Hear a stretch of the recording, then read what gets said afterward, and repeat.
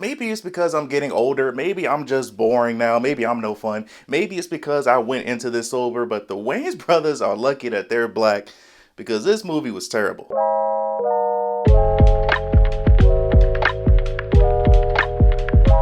I feel like parody films like this should just be left in the early and mid 2000s. And we are talking spoilers, so if you have not seen this movie yet, come back later. Scary Movie 6, or Scary Movie as they're calling it, is a movie that I knew was going to be bad from the first time that I saw its trailer, but I'm black, so I had to support. So going into this, I thought this movie was going to be bad. My expectations were very low, but regardless, I was excited to watch this movie because this franchise was a big part of my childhood, even though I had no business watching this when I was a kid. But Scary Movie 1, a classic. Scary Movie 2, my personal favorite, classic. Scary Movie 3, this might be a bit of a hot take, but in my opinion, a classic. And then when it comes to the other two, we don't talk about those. Going strictly off of nostalgia, it was a great feeling reliving my childhood and seeing these original characters back on screen together. But the main problem that I had with this movie is that at a lot of times, it felt like they were trying to do too much, and this movie ended up feeling directionless. Like, in my opinion, they did a terrible job of trying to mix the old with the new. Like, when I was in the theater and I was watching this, it had me questioning myself. Like, once the nostalgia wore off, I was like, damn, did I only like these original movies because of nostalgia? Did I only like these original movies because I first saw them when I was a kid? Today, I am 32 years old. A lot of these jokes don't hit for me. When I watched this movie, it was maybe 15 people in the theater with me, and when I tell you, it was dead silent 99% of the time. Like, watching the older acts in this movie kind of felt like the recent Drewski sketch where he was making fun of old people trying to be cool around a younger crowd. I was kind of confused watching this because in a way it was different than what I was expecting it to be, because you can tell they clearly tried to get the older crowd in, playing off of nostalgia. Like, hey, remember Cindy, Brenda, Shorty, Ray? They're funny, right? They're in this movie, but maybe 65% of this film revolves around new characters. It revolves around Cindy's children, Sarah and Tuesday, who's supposed to be Wednesday, obviously. Thinking back, it was maybe 2 scenes in this movie that actually made me laugh out loud, but for a majority of this, I might have did a chuckle here and there. I might have cracked a smile here and there, but overall, a lot of these jokes fell completely flat for me. Like, the opening scene of this movie, we get a very awkward opener featuring Tiana Taylor. Now, don't get me wrong, Tiana Taylor was looking good. Tiana Taylor is fine as hell. We also get a cameo from Carmen Electra. Now, younger me knows her very well, but I did not like this opening. I didn't think this was funny at all. The only part that kind of got a chuckle out of me was when Tiana Taylor was on the phone and she said, "I'm black," and then people started looking around, people started hiding her jewelry, and the woman started swallowing her pearls. That got a tiny chuckle out of me. But as soon as that title screen popped up, the Scary Movie, I was like, okay, the writing is on the wall. I'm not gonna like this movie. The internet moves very quickly, and this is the first Scary Movie that the Wayans has done in over 20 years, so it feels like they're trying to throw in as many references as they can and be like, if we did a movie in the past, this is what we would have done. We're getting a bunch of 10-year-old references in this film. Why are we getting a "I am delivered" joke in 2026? The character Dewey is brought back from the original movie. His character is obsessed with COVID.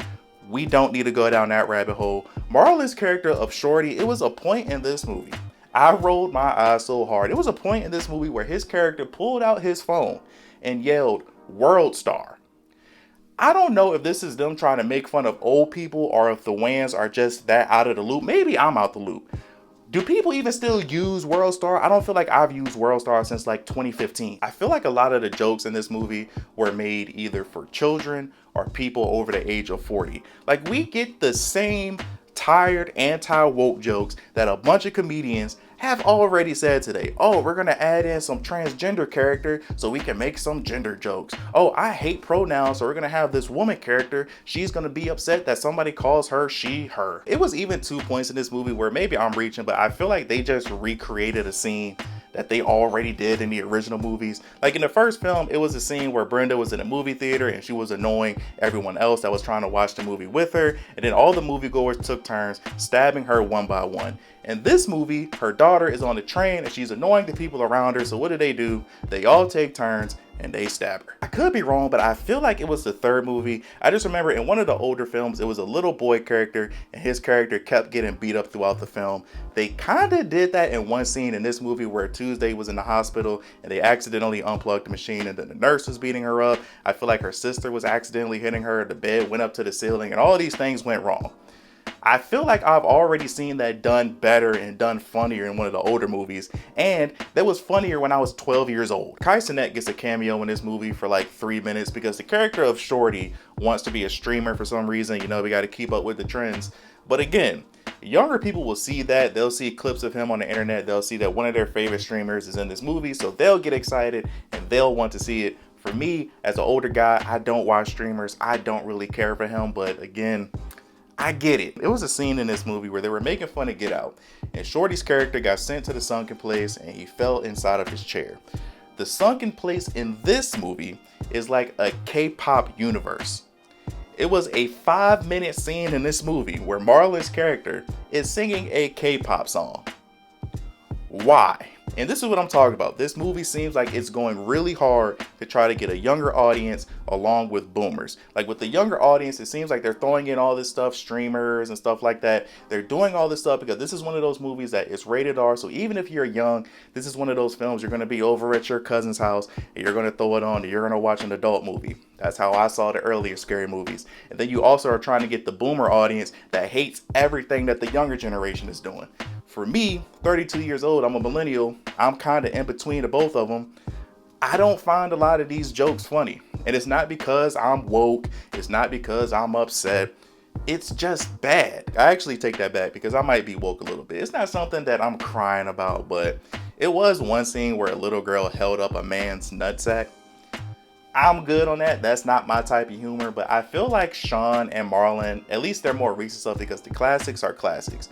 But I feel like their newer stuff, it doesn't age that well. It's like they're trying to still do 2000s comedy today, and it doesn't really work. Scary Movie is built off of parodies, and the parodies that we did get were weak as hell in my opinion. Like, they made fun of Sinners, and I was surprised because I thought they would have did more with Sinners, especially with how big that film was, but we really only got 2 scenes, if my memory is correct. We got the scene where Sean's character was saying, "I am delivered," which again is a 10-plus-year-old reference at this point. And then we also get the scene where he says, "We're here to do some half-gay stuff," and then Ray comes out. That scene is funny, but we saw it in the trailer.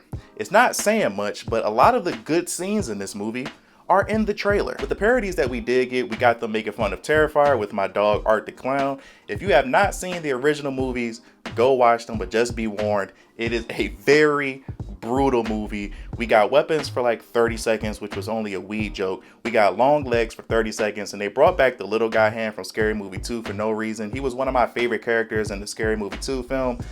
He didn't even really get to do anything. The only reason that he was there was for, hey, remember him? We got a terrible Michael Jackson, Jermaine Jackson trailer, which felt like some lame sketch out of Saturday Night Live.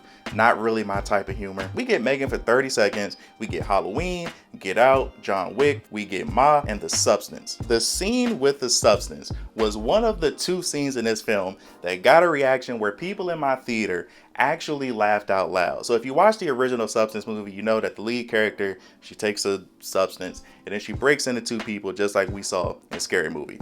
In Scary Movie, we see somebody wiping down the mirror. Who is it?